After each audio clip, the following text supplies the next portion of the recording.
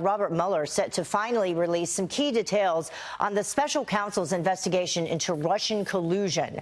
But these findings will not come until after the midterm elections, and they may not even signal an end to his probe. So what can we expect from this release? Here now to weigh in is the president of Judicial Watch, Tom Fitton. Thank you so much for joining us, first of all. We always appreciate your time. Hey, thank you for having me. Good to be with you again. So a couple things expected to come out of this, whether there were, in fact, clear incidents of collusion between Russia and the Trump 2016 campaign, also whether the president took any actions that constitute obstruction of justice. But as we just said, it may not even end, and the findings may not be public, correct?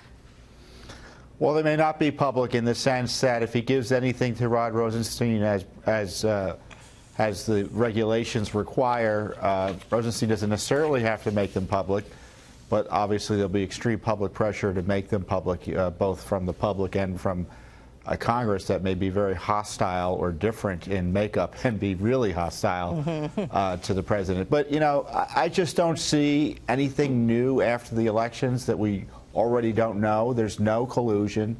There's no obstruction. But there is this special counsel investigation that's harassing the president, impeding the functions of the presidency. And it's something, as we've been saying for a long time at Judicial Watch, it needs to be shut down, and it was corruptly formed. We've got Glenn Simpson, a key figure in setting up the Mueller operation as a result of his getting the dossier into the FBI's hands, and the Justice Department coordinating with the Obama Justice Department to target Trump, you know, taking the Fifth Amendment. You know, I don't know how many witnesses have to be compromised, how many ethical compromises have to take place within the top ranks of the Justice Department and FBI in terms of the appointment of Mueller before we start questioning the very basis of his operation. And let's take a look at some of those instances, because when you actually put it in writing, and we can pull up this graphic of all those that were compromised and the reasons perhaps it should be shut down. You have Jim Comey, who was fired. We have a long list here. We have Andy McCabe under grand jury investigation, Peter Strzok, Bruce Orr, Nellie Orr, who's supposed to be testifying today or tomorrow. But I understand will probably plead the Fifth as well. So there's actually reasons for why you say that this should just be stopped altogether.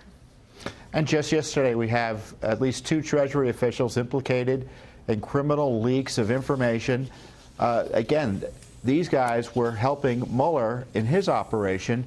They're leaking financial information out of the Treasury Department almost simultaneously. And going back to Comey, this is rich. You know, he was not only fired, but then he took documents that didn't belong to him. The FBI files that he had on President Trump leaked them, and that led to the appointment of Mueller. So you have this criminal activity leading to the appointment.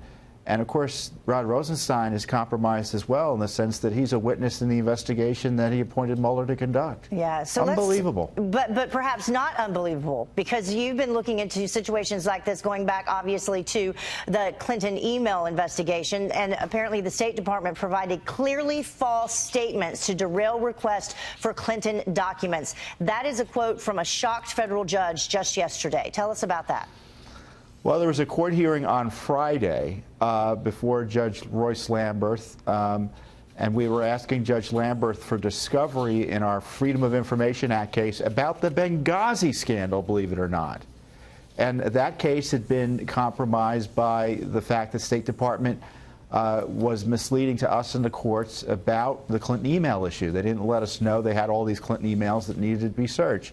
And the court, as you might imagine, was upset at that, was concerned about the false statements given to him by the State Department, and excoriated the Justice Department perhaps for filing false affidavits. So to hear a hearing where where the Justice Department's having to explain why it wasn't lying to the courts, it's quite extraordinary.